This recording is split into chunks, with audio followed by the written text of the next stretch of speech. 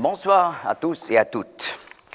Nous allons traiter ce soir le sujet du chapitre 53 du livre d'Ésaïe. Un chapitre refoulé. Un chapitre qui parle de la souffrance du serviteur de Dieu.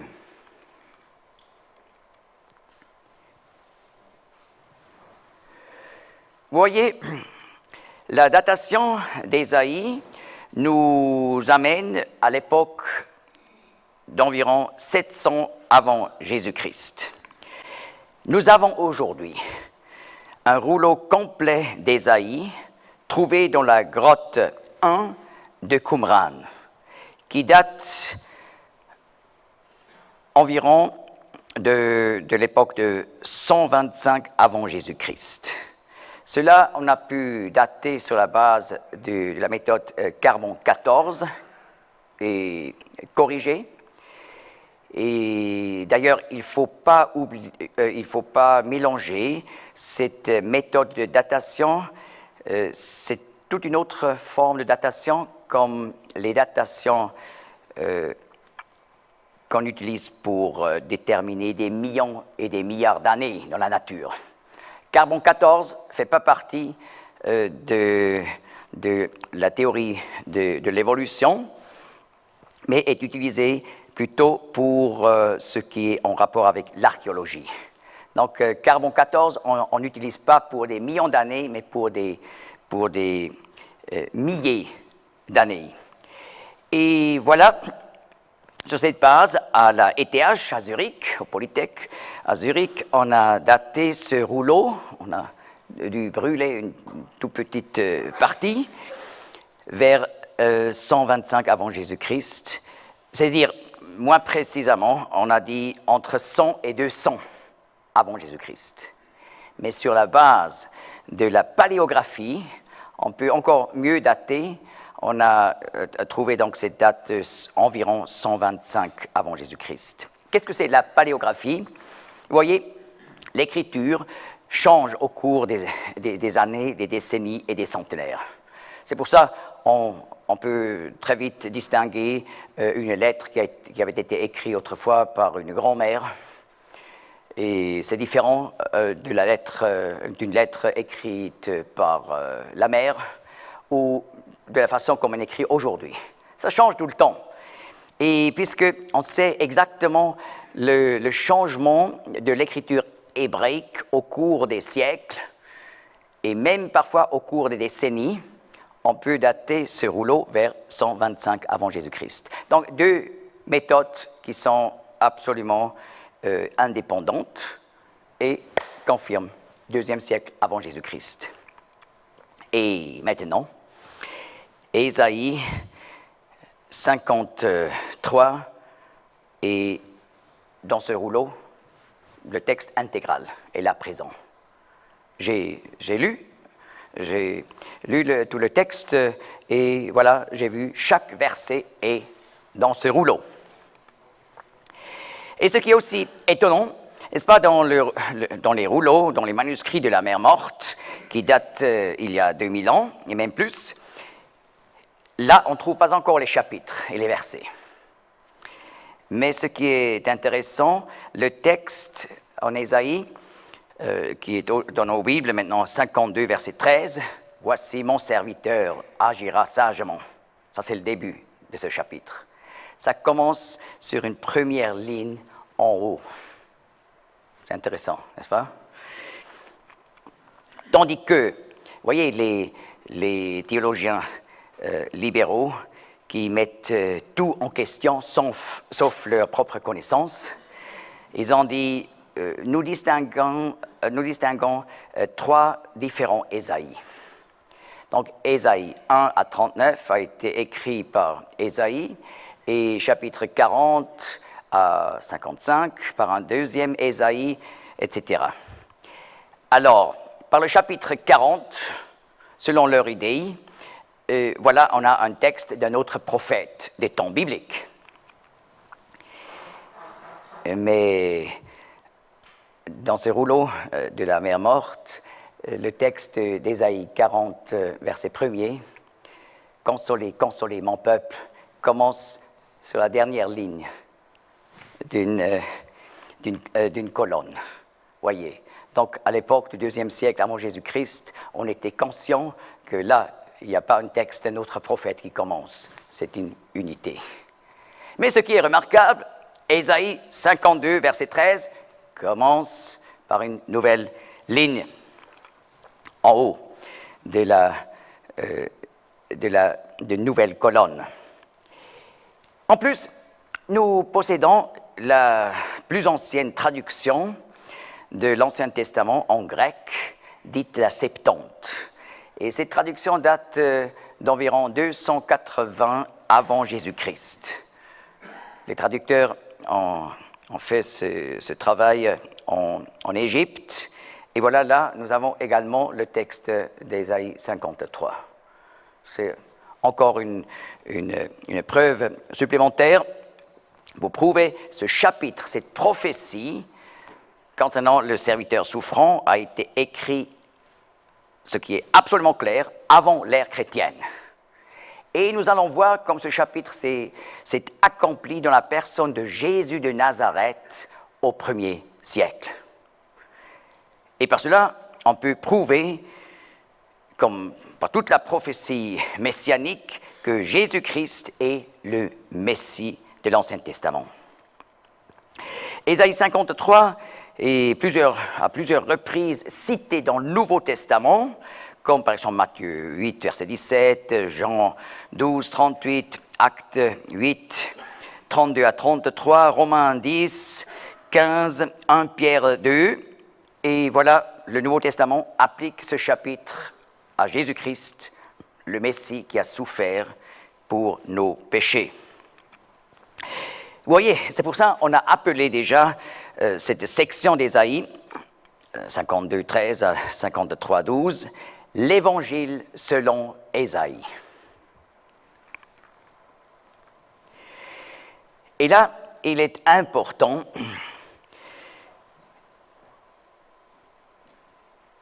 on peut prouver que cette interprétation de ce chapitre en vue du Messie n'est pas une invention des premiers chrétiens, mais ça correspond à l'ancienne tradition dans le judaïsme rabbinique. Donc, la compréhension messianique dans la littérature rabbinique, on peut montrer un grand nombre de textes dans cette littérature appliquent Ésaïe 53 au Messie. Par exemple, dans le Talmud de Babylone, ça c'est le Talmud, il y a un Talmud de Jérusalem, mais le plus important c'est le Talmud de Babylone, écrit par des rabbins qui ont vécu à Babylone. Et là, dans le traité Sanhédrin 98b, Ésaïe 53 est appliqué au Messie. Aussi dans le traité Pesikta Rabbati, dans le chapitre Pisca 37, écrit environ vers 700 après Jésus-Christ, dans le livre Midrash Ruth Rabbah, sur Ruth 2.12, applique ce chapitre au Messie. Et voilà, dans le commentaire sur Ésaïe d'Abrabanel, et aussi dans un texte du rabbi Alcher du XVIe siècle, dans le Midrash Tanchuma du IXe siècle, dans le Targum Jonathan ben Uziel, on dit Targum Jonathan ben Uziel, ça sonne un peu différemment en hébreu, n'est-ce pas? Et beaucoup d'autres textes. Et je veux maintenant donner quelques exemples de cette interprétation.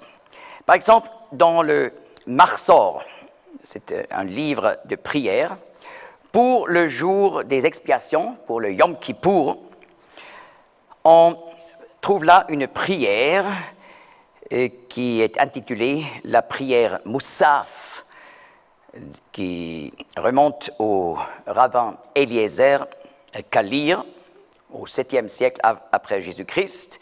Et là, on lit dans cette prière, « Le Messie, notre justice, nous a été enlevé.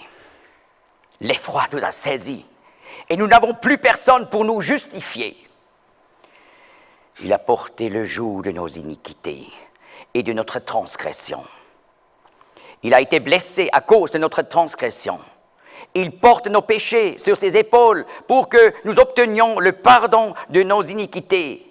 Nous serons guéris par sa blessure. Vous voyez, c'est une application d'Ésaïe 53 au Messie. Mais ce qui est intéressant dans cette prière, il est dit que ce Messie a été enlevé d'Israël.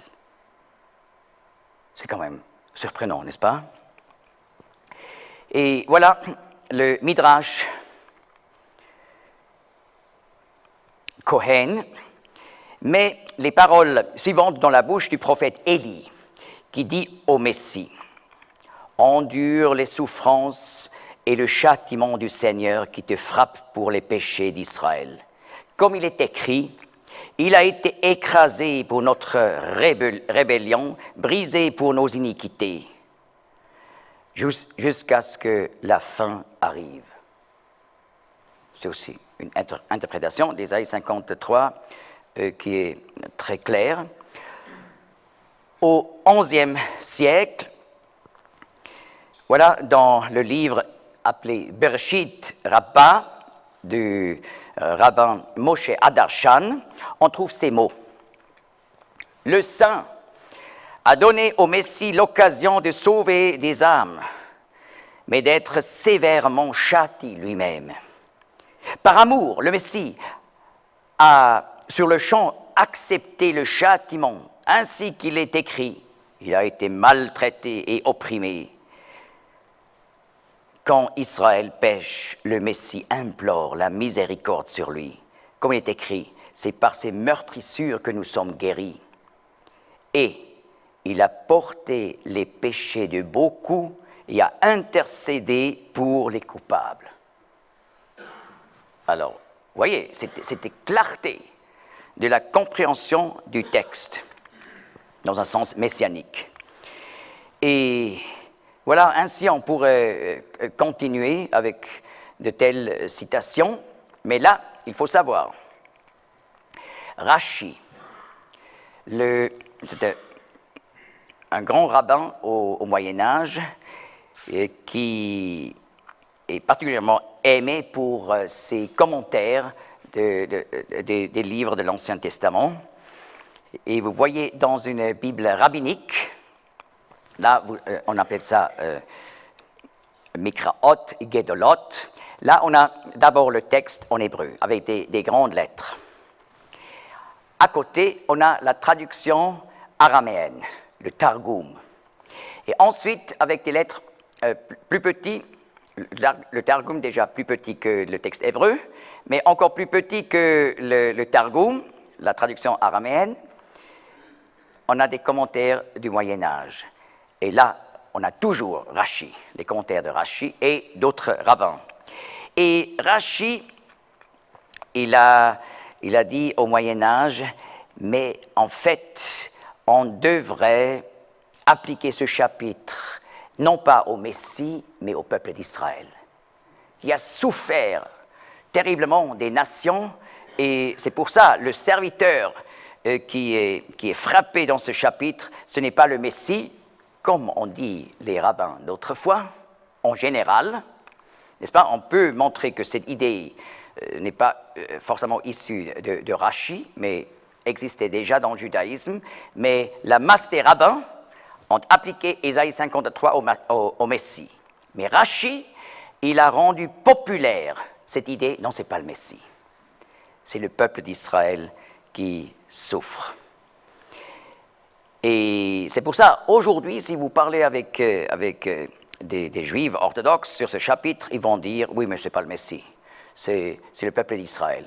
Alors, demandez, mais sur quelle base vous dites ça? Je pense qu'il va vous dire, oui, mais Rashi nous a expliqué comme ça. Oui, Rashi, mais vous connaissez aussi le témoignage des rabbins d'autrefois et aussi du Talmud. Là, ce chapitre est appliqué au Messie. Donc, c'est une déviation du Moyen-Âge de cette cette pensée générale dans le judaïsme. Ce n'est pas vraiment authentique, voyez. Si vous voulez être vraiment juif orthodoxe authentique, alors vous devez dire, ce serviteur, c'est le Messie. Et voyez, l'un des rabbins qui a réagi à la nouvelle interprétation rendue populaire par Rashi fut le rabbin Moshe Cohen, Ibn Crispin, de Cordoue et Tolède en Espagne. Vers 1350, il a écrit, je cite, non, je n'ai pas le texte, donc je vous cite le texte et il faut écouter. Et d'ailleurs, j'utilise la traduction que Arnold Fruchtenbaum publie dans ses livres. Donc, il s'agit toujours d'une traduction de l'hébreu, n'est-ce pas? Alors, Moshe Cohen Ibn Crispin dit « Avec nos autres rabbins, je suis heureux d'interpréter ce passage comme s'appliquant au roi Messie, Melech Mashiach, et que je veillerai dans toute la mesure du possible à m'attacher au sens littéral. Je serai ainsi protégé des interprétations fantaisistes et forcées, dont plusieurs se sont rendus coupables. Rashi, par exemple. Cette prophétie a été donnée par Dieu à Ésaïe pour nous faire connaître quelque chose de la nature du Messie futur, qui doit venir et délivrer Israël et connaître également quelque chose de sa vie pour le jour où il apparaîtra quand il le voudra en attendant sa venue comme Rédempteur, de manière à ce que si quelqu'un se proclamait Messie, nous puissions réfléchir et voir s'il présente des traits de ressemblance avec ce qui a été écrit à son sujet. S'il correspond à ce qui a été annoncé, alors nous pourrons croire qu'il est le Messie, notre justice. Sinon, ne le considérons pas comme tel. Et voilà, dans la deuxième moitié du XVIe siècle, nous avons les écrits du rabbin Moshe Al-Sheikh, un disciple de Joseph ben Ephraim, Caro, l'auteur de Shulchan Aruch, c'est un livre excessivement important dans le judaïsme orthodoxe, Shulchan Aruch. Alors, lui aussi réclamait que les commentateurs juifs devraient suivre l'interprétation traditionnelle. Là, je cite encore, « Nos maîtres, dont nous conservons le souvenir béni, sont unanimes pour accepter et affirmer l'idée que le prophète parle du roi Messie, Melech Mashiach. Adhérons nous aussi à cette interprétation. » Voyez, encore au XVIe siècle, c'est étonnant, cette clarté. Et là, j'aimerais encore ajouter, j'ai déjà expliqué la Bible rabbinique, Mikraot Kedolot. Vous pouvez facilement obtenir cette édition dans des librairies juives orthodoxes, par exemple à Bâle ou n'importe où. Et c'est même bon marché, ces livres. Ils sont faits d'une façon très bibliophile, très jolie. Et voilà, là, il faut ouvrir Ésaïe 52, verset 13, où le texte hébreu dit « Voici, mon serviteur agira sagement ». En hébreu, « Hine avdi yaskil ». Et juste à côté, la traduction araméenne de Jonathan ben Utziel, et ce n'est pas une traduction littérale. Souvent, le traducteur ajoute en araméen quelques mots pour expliquer le texte. Et là, il est en araméen, « Voici mon serviteur, le Messie ». Il ajoute « Meshicha », le mot « Meshicha », le Messie. Donc, dans chaque Bible, rabbinique, ce qui est normalement utilisé dans les synagogues, ce qu'on possède à la maison, là on a le témoignage clair, c'est le Messie.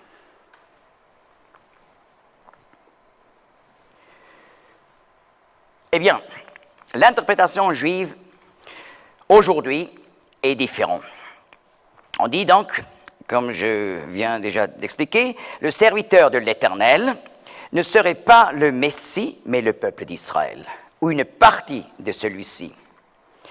Des souffrances telles que celles décrites ici auraient atteint le peuple d'Israël. Que cette compréhension d'Ésaïe 53 est intenable. Nous allons voir pour diverses raisons de fond. 1. Quand le peuple d'Israël, ou une partie de celui-ci, a-t-il souffert pour les péchés des autres? Car Ésaïe 53, versets 4, 5, 6, 8, 10, 11, 12 le répète. D'après Ézéchiel 14, 12 à 20, lisez cette section dans votre Bible.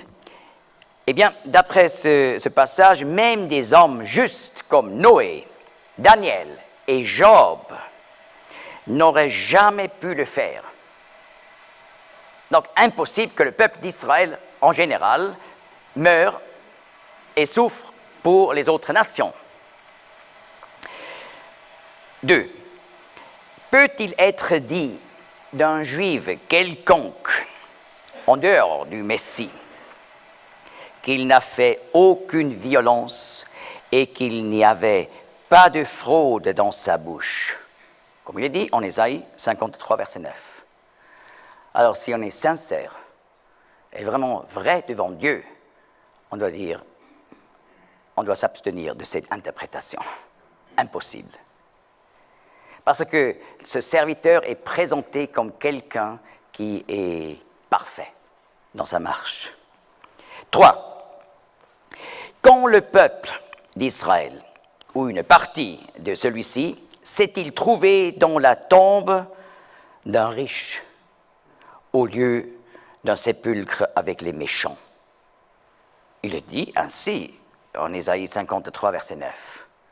Donc, impossible de pouvoir attribuer ce verset au peuple d'Israël.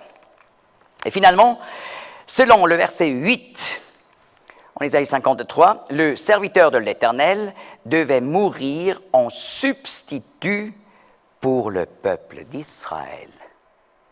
Vous voyez, le texte, en parlant toujours de ce serviteur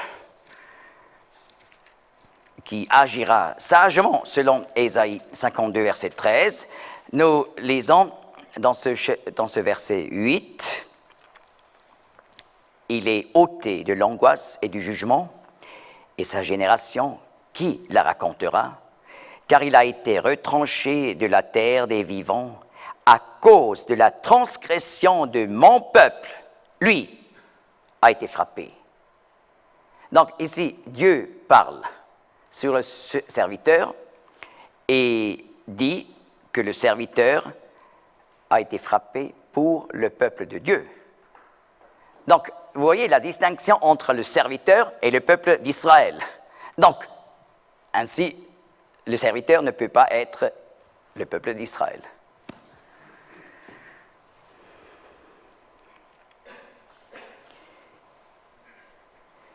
Voilà, on commence maintenant le texte au chapitre 52, verset 13. On le lit et je donne donc une explication verset par verset de ce texte. Et je pense que c'est important parce que, en général, parmi les chrétiens, Ésaïe 53 est bien connu. Mais beaucoup de détails dans le texte ne sont pas connus. Parce qu'on parle trop peu sur ce chapitre. Mais au moins, on connaît en général ce chapitre. Dans le judaïsme, c'est différent. Parce que, vous voyez,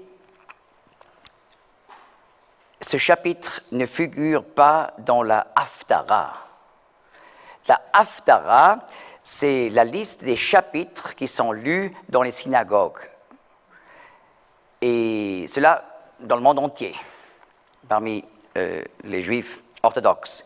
Et voilà, on lit chaque an tous les 5 livres de Moïse, donc Genèse jusqu'à la fin du Deutéronome. Et on sait exactement quel sabbat de l'année est dédié à quelle section. Là, chaque sabbat, on ajoute une lecture des prophètes, mais on ne lit pas pendant une année tous les prophètes. Donc c'est un choix de chapitres. Et dans ce choix, Ésaïe 53 est absent. Donc on ne lit jamais ce chapitre dans les synagogues. C'est pour ça, normalement, un juif moyen ne connaît pas ce chapitre.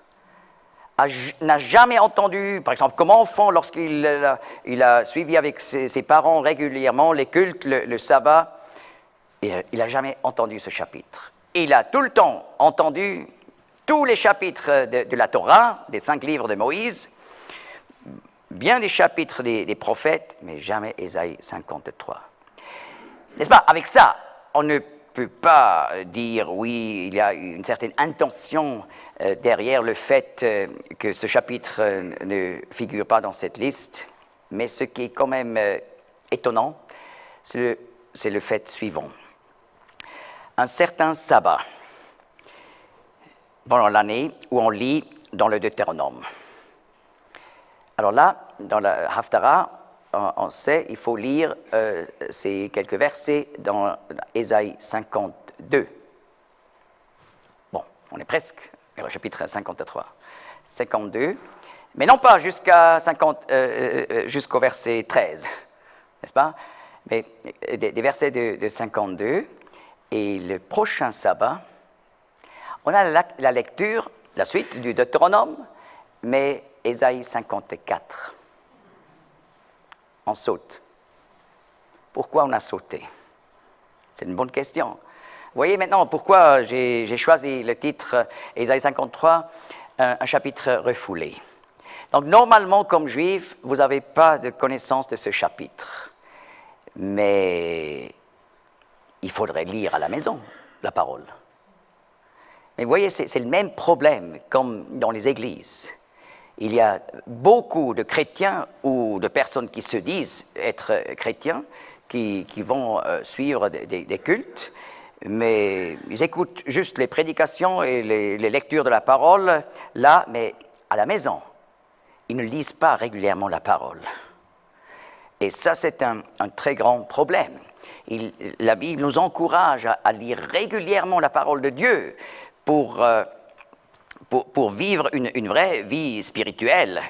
Et, n'est-ce pas, les prédications dans les assemblées et églises, c'est important, mais ça ne suffit pas. Il faut une étude et lecture de la parole régulière, journalière. Et voilà, avec ça, je voulais dire, au judaïsme, c'est le même problème. Beaucoup vont juste à la synagogue, s'ils vont déjà, vous voyez. En Israël, 80% ne sont pas orthodoxes et sont séculiers, sont peut-être des agnostiques qui disent oui, c'est possible que Dieu existe, mais on ne sait pas, ou même des athées, vous voyez. Mais même ceux qui vont régulièrement, ça ne veut pas dire qu'ils lisent la Bible à la maison. En plus, dans le judaïsme, on est encouragé à lire les commentaires. Et on utilise en général plus de temps pour lire les commentaires que la parole de Dieu. N'est-ce pas? Les commentaires sont utiles lorsqu'ils nous amènent à la lecture et à la compréhension de la parole. Mais lorsqu'elle remplace la parole, là, il y a un problème. Et donc, pour beaucoup de juifs orthodoxes, vous pouvez finalement détecter que beaucoup ont une très mauvaise connaissance de la parole. N'est-ce pas? En général, beaucoup de gens pensent, oui, les orthodoxes, ils ont une connaissance profonde. Oui, peut-être de beaucoup de choses dans les commentaires et dans le Talmud, mais souvent pas de la parole de Dieu. Et ainsi, c'est possible de vivre toute une vie juive sans avoir rencontré le chapitre 53. C'est pour ça, si vous avez l'occasion de parler avec des Juifs, peut-être une occasion de seulement quelques minutes, et vous n'allez plus jamais revoir cette personne, vous pouvez donner un conseil. Lisez Ésaïe 53, Yeshayahu Chamishim Veshalosh, ou Yeshayahu Nun Gimel. Avec les lettres, on indique aussi le chiffre 53. Et je vous dis, ça peut être comme une bombe lorsqu'une personne lit ce texte. Une connaissance que j'ai au Canada, c'est un juif qui a été élevé à Casablanca, donc au nord de l'Afrique, dans une famille orthodoxe. Il n'a jamais rencontré ce chapitre 53 d'Ésaïe. Mais dans son témoignage, il dit, c'est d'ailleurs Jacques Gabizon, il dit, la première fois où j'ai lu ce chapitre, j'ai dit, tiens, les chrétiens ont introduit un chapitre dans notre Bible. Mais la première réaction, mais une réaction abstruse, n'est-ce pas? Mais pourquoi? Parce que c'est tellement clair. C'est le message des chrétiens que Jésus est le Messie. Et un jour, j'ai parlé avec Michel, qui était élevé dans une famille orthodoxe à Zurich. Vous voyez le quartier Enge, c'est ça où il y a les orthodoxes. Et voilà, on a fait un rendez-vous pour parler du Messie. Alors, j'ai lu avec lui Ésaïe 53. Oui, on s'est dit, après, on va se revoir plus tard. On s'est revus plus tard, et il me dit, je dois avouer, lorsque j'ai lu ce chapitre, j'étais frappé. Mais maintenant, ça ne me frappe plus. Parce que je suis allé vers mon rabbin pour demander, oui, alors qu'est-ce qu'il a dit? C'est le peuple d'Israël, n'est-ce pas? C'est ce qu'on peut s'attendre. Non, il a dit, c'était un rebelle pendant la captivité babylonienne qui s'est levé contre les Babyloniens et il est mort. Tiens, c'est un autre essai, n'est-ce pas, pour ne pas appliquer ce chapitre au Messie. Alors j'ai dit, mais est-ce que tu sais quand Ésaïe a été écrit? Non, mais je pourrais voir. C'était vers 700 avant Jésus-Christ. Et j'ai demandé, est-ce que tu sais quand il y avait la captivité babylonienne? Non, mais je pourrais voir dans un livre. Alors c'était au VIe siècle avant Jésus-Christ. Vous voyez le problème? C'est aussi, du point de vue d'Ésaïe, dans l'avenir, donc ça ne joue pas. Il a dit, tu vois, le chapitre décrit ses souffrances avec les termes qui parlent du passé. Oui. Alors, il voulait dire, vous voyez, tu vois, ce n'est pas une prophétie, c'est une description de quelque chose qui s'est déjà passé. Mais j'ai dit, mais la captivité babylonienne était encore à l'avenir, à l'époque d'Ésaïe, donc impossible. Et en plus, il faut savoir utiliser des termes qui parlent du passé dans les prophéties. Ça, c'est très normal. Lorsque vous apprenez l'hébreu biblique, pas l'hébreu moderne, c'est très proche, mais c'est quand même différent. L'hébreu biblique, alors là, dans la grammaire, vous apprenez le passé prophétique. Le prophète décrit ce qui va se passer dans l'avenir, mais avec des termes du passé. Pourquoi? Parce que dans sa vision, il voit le futur comme déroulé devant ses yeux. C'est pour ça qu'il utilise dans la description des termes du passé. En plus, c'est aussi un style pour décrire l'avenir et pour indiquer la certitude avec laquelle la prophétie va s'accomplir. Donc c'est déjà décrit comme si c'était déjà accompli. Alors, voici mon serviteur, agira sagement. Il sera exalté et élevé et placé très haut. Le Messie est appelé ici le serviteur de l'Éternel. Et voilà 3 verbes. On peut dire, avant la description des terribles souffrances du Messie, ici dans ce texte, son triomphe est d'abord présenté. Le Messie sera exalté. Cela veut dire sorti de la tombe, élevé lors de l'ascension et placé très haut à la droite de Dieu sur le trône. C'est ce qu'on trouve, par exemple, dans les derniers chapitres de l'Évangile de Marc, qui d'ailleurs décrit particulièrement le Seigneur Jésus comme le serviteur. C'est ça le message de Marc, le Messie, le serviteur.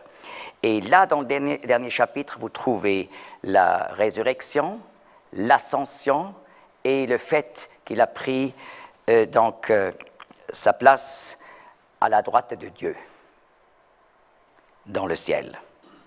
C'est pour montrer, Ésaïe 52, verset 13, le serviteur, le Messie.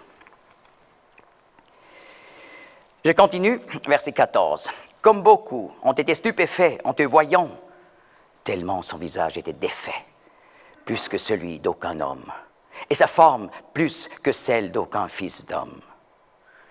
Ainsi, il fera tressaillir d'étonnement beaucoup de nations.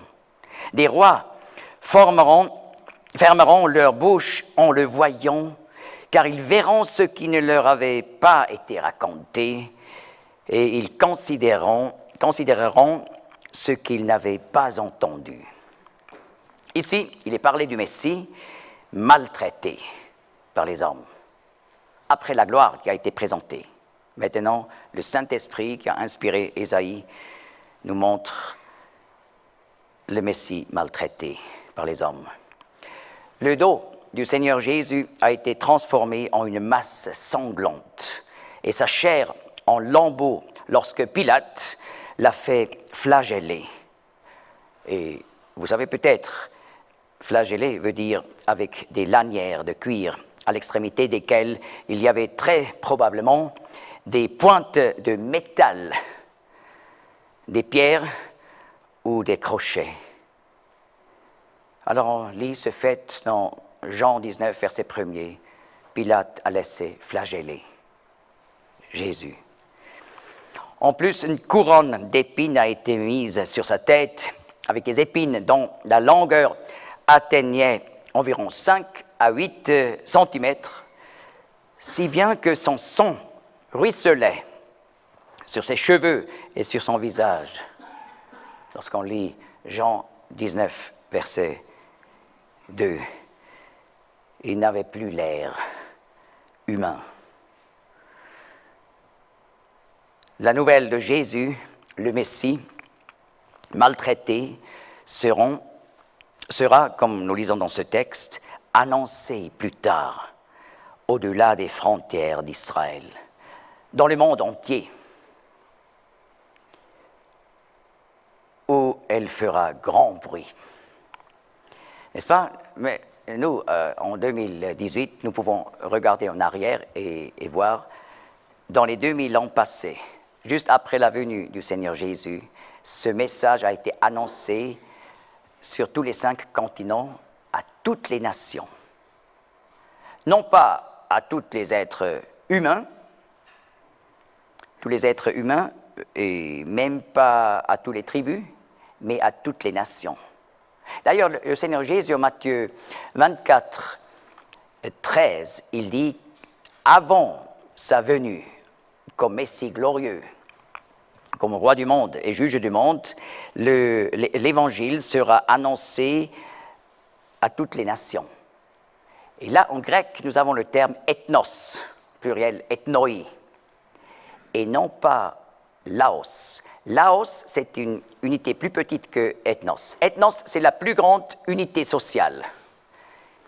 Mais, vous voyez, des nations comme la Russie est composée de plusieurs peuples et aussi tribus. L'Inde également, c'est une nation, mais est composée de plusieurs peuples. Et en grec, aussi dans le Nouveau Testament, pour ça, on utilise le terme laos et non pas ethnos. Ethnos, c'est la plus grande unité. Et le Seigneur dit que l'Évangile va atteindre toutes les nations, ethnoi. Et il ne dit pas toutes les tribus, toutes les langues, mais toutes les nations. Et c'est un fait aujourd'hui. L'Évangile a été annoncé à toutes les nations du monde. Donc ce passage a atteint le monde entier et cela s'est accompli. Ainsi il fera tressaillir d'étonnement beaucoup de nations. Des rois fermeront leur bouche en le voyant. Là, je pense toujours au Messie de Handel. Vous voyez, en Angleterre, lorsqu'on reproduit le Messie avec orchestre et chœur, alors là, c'est normal lorsque le grand Alléluia commence, tout le monde se lève. Malheureusement, chez nous, souvent les gens restent assis, mais en Angleterre, c'est normal, tout le monde se lève. Pourquoi? Parce que lors de la première exécution du Messie de Handel en Angleterre, le roi, à l'époque, spontanément, s'est levé. Et tout le monde s'est levé. Lorsque le roi se lève, tout le monde se lève. Vous voyez, cette œuvre de Handel parle des souffrances du Messie. Il parle aussi du texte d'Ésaïe 53, n'est-ce pas? Et là, lors du Alléluia, tout le monde se lève. Ainsi, il fera tressaillir d'étonnement beaucoup de nations. Des rois fermeront leur bouche en le voyant, car ils verront ce qui ne leur avait pas été raconté et ils considéreront ce qu'ils n'avaient pas entendu. On n'a pas de message un peu pareil parmi les peuples païens. N'est-ce pas? C'est lorsque ce message a atteint autrefois l'Europe, ou atteint l'Afrique, atteint l'Asie, même l'Asie extrême, eh bien, c'était un message étonnant parce que les peuples n'ont jamais entendu un tel message. D'un sauveur qui entre dans ce monde pour mourir, le juste pour les injustes. Et voilà, le texte dit, même des rois entendront parler de cette nouvelle. Et nous avons déjà dans le Nouveau Testament l'exemple d'Agrippa, en acte 26, qui entend le message par Paul, et également l'empereur de Rome. Néron, finalement, a entendu le message lorsque Paul s'est présenté devant lui. Verset 1er, chapitre 53. Qui a cru à ce que nous avons fait entendre? Et à qui le bras de l'Éternel a-t-il été révélé? Il montera devant lui comme un rejeton et comme une racine sortant d'une terre aride. Voyez, bien que l'annonce du Messie et de ses souffrances ait parcouru le monde entier, elle s'est heurtée à une grande incrédulité parmi les Juifs. Seuls relativement peu en cru. Nous apprenons déjà par Jean 12, 37 à 38. Mais également parmi les païens, les non-juifs, l'Évangile a rencontré et rencontre beaucoup de refus. Et là, juste après avoir parlé du fait des nations, donc les non-juifs qui sont étonnés par le message, et la conséquence était des millions, à travers les 2000 ans, ont compris que le Seigneur Jésus est le Messie et qui est mort pour nos péchés, qui ont reçu par la foi ce message. Mais pendant les 2000 ans passés, à travers les siècles, en général, très peu de Juifs ont accepté ce message. Et là, le prophète parle particulièrement du peuple juif. Et Jean 12, 37 applique ce verset justement à ce problème parmi le peuple juif. Qui a cru à ce que nous avons fait entendre et à qui le bras de l'Éternel a-t-il été révélé? Ce verset parle de la croissance, donc le verset 2, 1, de la croissance du Messie comme petit enfant. Et là, il est intéressant, le mot hébreu « yonek », ici traduit par « un rejeton », signifie en même temps aussi, en hébreu, « nourrissant ». Vous voyez, parce qu'un rejeton se nourrit de l'eau de la plante venant des racines. C'est pour ça le même terme, « yonek », ça veut dire un bébé qui boit le lait de sa mère. Et alors, cela parle particulièrement du Messie comme petit enfant. Cependant, chez le Seigneur Jésus, cette croissance se passa devant lui. Il montera devant lui comme un rejeton. Et ça, c'est unique. Ça veut dire que la croissance du Seigneur Jésus dans la communion complète avec son Dieu. On voit déjà comme enfant, et dès le début, le Seigneur était en relation intime et complète avec le Père Céleste. Cela est impossible pour nous. N'est-ce pas? Personne ne peut dire, oui, j'étais dès le ventre de ma mère, Dieu est mon Dieu, et j'ai une relation vivante avec Dieu. Non, le jour a dû venir où nous avons pris la décision de donner notre vie à Dieu, au Seigneur Jésus. Mais là, il a dit du Messie, dès le début, il montera devant lui, en communion avec lui. D'ailleurs, dans le psaume 22, qui, aussi dans la littérature rabbinique, est appliqué au Messie et à ses souffrances. Là, le Messie dit, « Dès le ventre de ma mère, tu es mon Dieu. » Vous voyez? Pour nous, c'est impossible de dire ça. Dieu est seulement devenu notre Dieu lorsque nous nous sommes convertis. Mais pour le Messie, dès le ventre de sa mère. En plus, il a grandi au milieu d'un peuple caractérisé par l'endurcissement, l'incrédulité et la religiosité morte, c'est-à-dire justement comme sortant d'une terre aride, comme le dit le texte. Le Seigneur Jésus a grandi dans un judaïsme qui était caractérisé par le pharisaïsme, qui s'est éloigné de la parole de Dieu, des Sadducéens qui se sont éloignés de Dieu, la terre aride.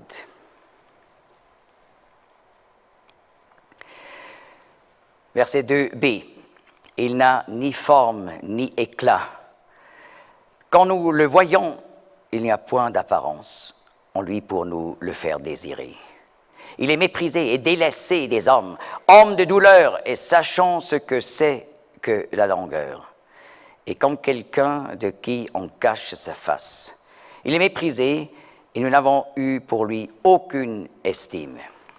Avant d'expliquer ces versets, je fais maintenant une rupture, parce que nous sommes tous un peu fatigués. Et voilà, j'ai parlé de Handel, alors je joue du Handel.